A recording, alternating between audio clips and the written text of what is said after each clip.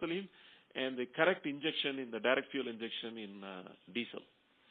Right. Any other bottlenecks you would think of for HCCI? Yeah. As far as I see, this is the bottleneck because everything else is a well-known thing because it's a regular engine blueprint in terms of architecture. So there is no surprise in terms of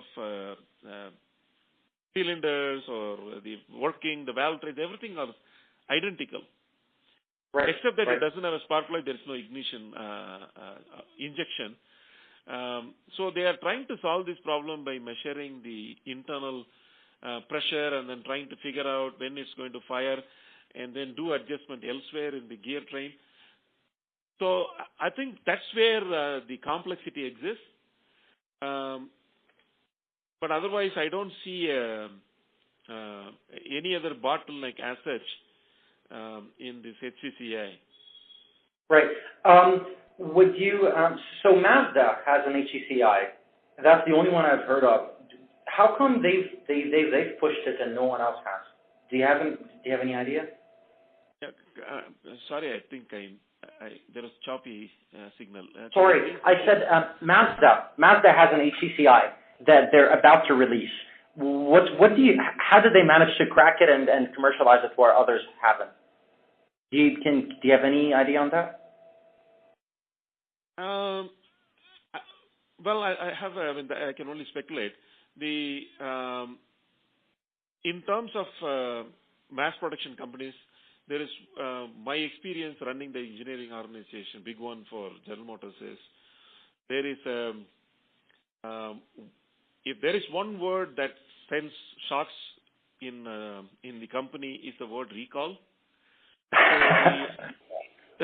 So the automotive companies are actually more conservative, contrary to my expectation moving from aerospace company. Automotive companies are extraordinarily conservative.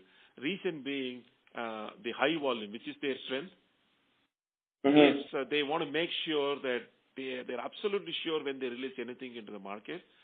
To give a quick feel for numbers, companies of General Motors and Ford size, like $150 billion companies, their warranty budget for a year is about $4 to $4.5 billion.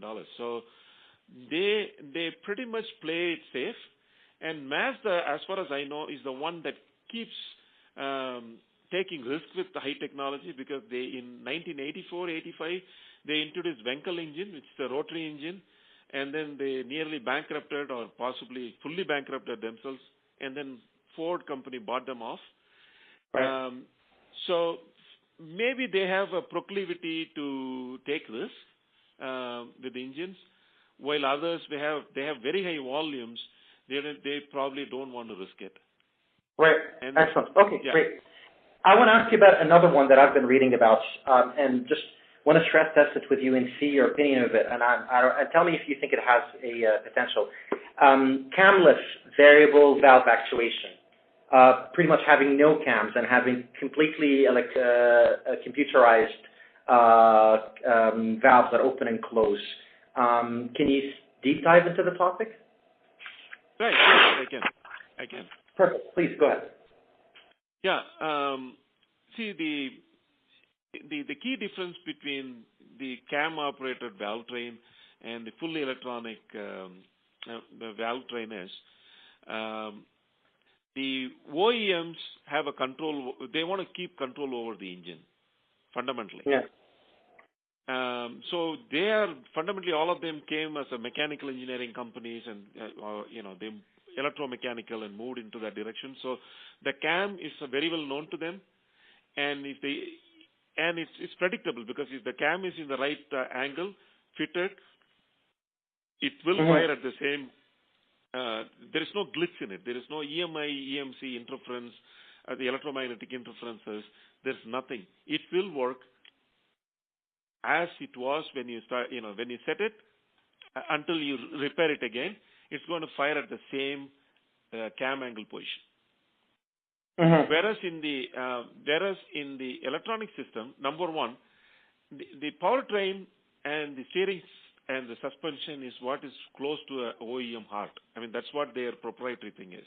Everything else is kind of subcontracted out, and then made outside